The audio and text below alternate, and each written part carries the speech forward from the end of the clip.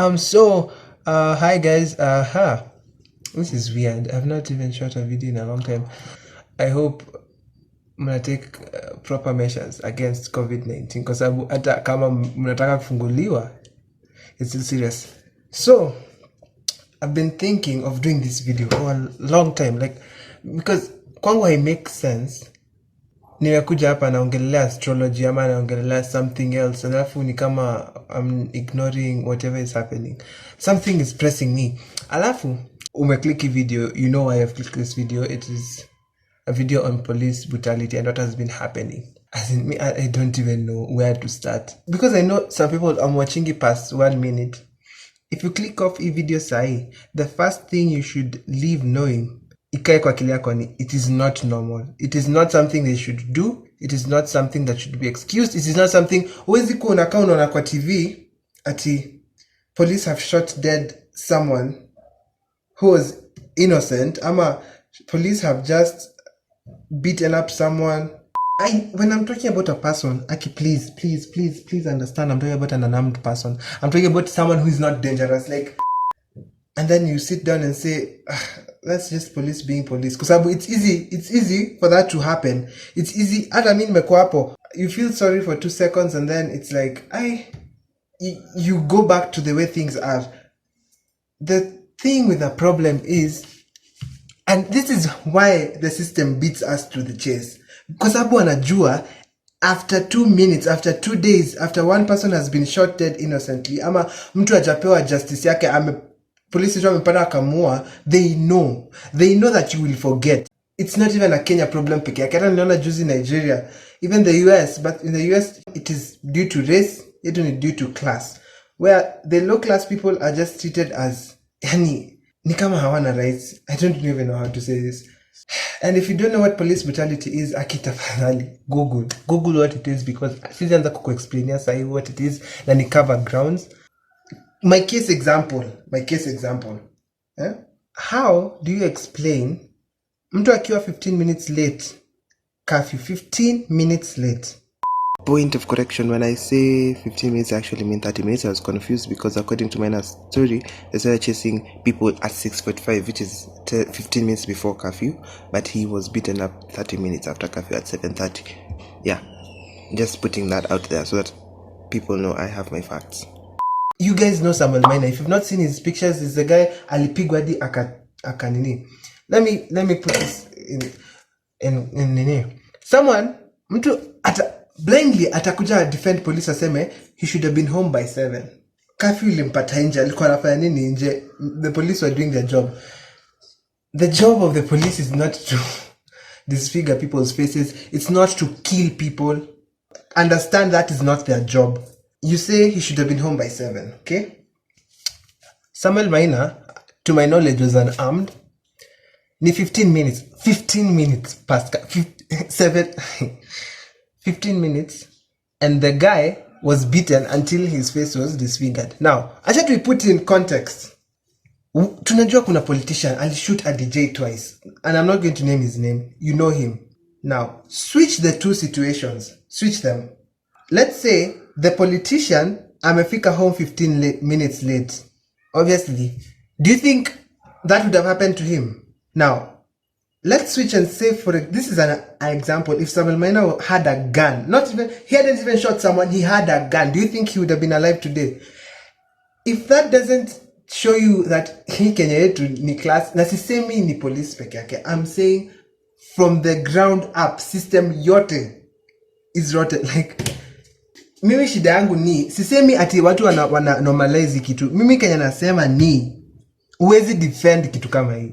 Na sijui nani ako unashangaa. Sasa even unashangaa, mtaenda mprotest tena, mkiprotest mshutiwe tena ama mpigwe. Niliona mtu live ameandika he should have been home by 7. That's an mtu alikaa kaona, that's a very plausible argument. Mimi utapigwa, uso wako itaumizwa, alafu mtu login aseme kitu ujinga kama hiyo. For example, if you don't know this story, kuna a group of kids walipatikana in someone's house, they were getting drunk. When I say kids, I mean people who are actually my age. They're actually my age, and some of them were older than me, and I don't know the dynamics, but we are the same age group. These people went and were having drinks they were really drunk, they were intoxicated according to the video, and they were drinking at one of the people's, like, kama tuko kwa rende moja yetu tunakunywa kwa mmoja. Then the parents found out, and because the parent was someone in power, called an ambulance to ferry each and every person home, and they showed it off on social media.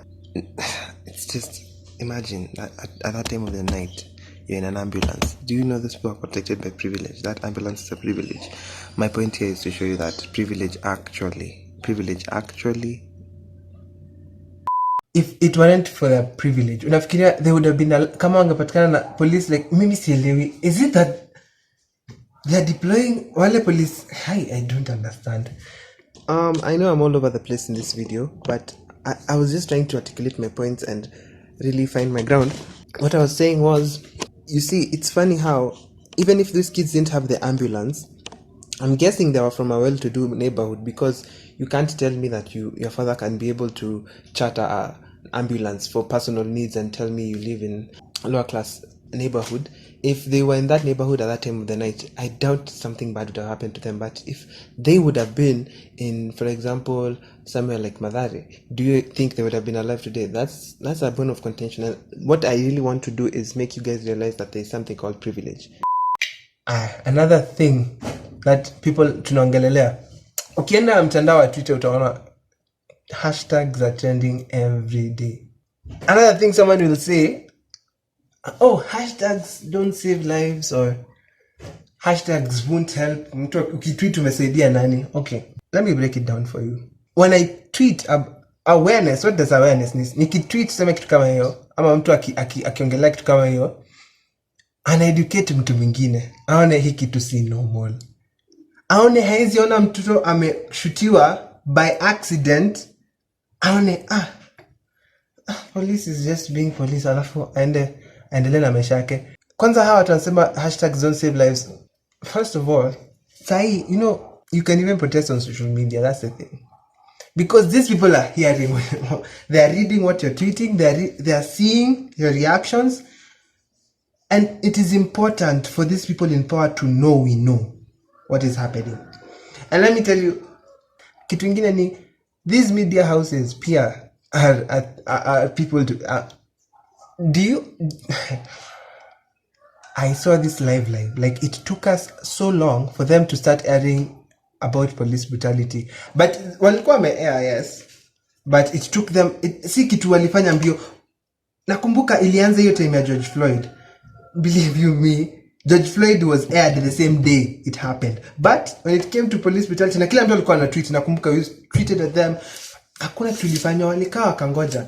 It took them like, nakumbuka vizuri, a certain media house ilienda ikatafuta tweets za kutetea George Floyd, wakaruka zote za police brutality in Kenya. That's how serious it is. And another thing, how do you expect the media to accurately portray what is happening if they are owned by the same politicians you're electing?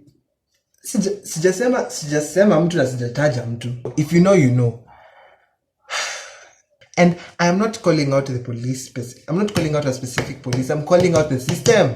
Please understand. If you take it personal, because some of you have police parents, police uncles, police sisters, police brothers, you're even police yourself. I'm not even calling out a specific individual. I'm calling out the whole system. Because when that happens, like when you beat someone like that, like the way Samuel Meno was beaten, does it ring to you that it's not correct? Does it ring that Samuel Maina is unarmed and you are armed? Does that ring that it is not okay for you to do that to someone? I just want you to know, if you're watching this video, that this thing is not normal. We better figure out, because I know people who are watching, you will be of power one day. Maybe you're in power. Maybe you know someone in power. Can we start thinking of solutions fast? Because Mimi, we just need to let these people know there needs to be a change in either the curriculum, how they are trained. If you've not watched Boniface Mwangi's video, kindly just watch that video. It's kindly just watch that video of how they're trained and what the requirements are. I don't understand why having 32 teeth is an important thing for them to have. But do these people know? I just want to know, what can we do? Like, if you guys have ideas, like, what can we do? I am honestly like, even hata mimi najaribu. I'm trying to the best I can to stop like thinking that someone else will solve that problem. Number two, okay, I know I don't have enough power, I can't solve that problem, but I want to stop making it like someone else will solve that problem, someone else will be affected. That mimi kwa nyumba ya mamangu. Sometimes I just sit and imagine, what if mimi natoka shule and something happens, I'm caught within crossfire, something happens, and I just yani siezi, I don't even want to imagine and think about how we can help. I will link down every things that you can read in depth. Like, I know this video is not in depth. I will give you other things that you can read. But for me, to you, I just want you to understand it's not normal. Anyways, I hope you guys have a great day. I just hope you guys are safe. Imagine. I just hope you guys are safe from the police. Not even COVID-19. Imagine. I just want you guys to be safe. I hope you're safe from the people who are supposed to protect you. From the police, not even COVID-19.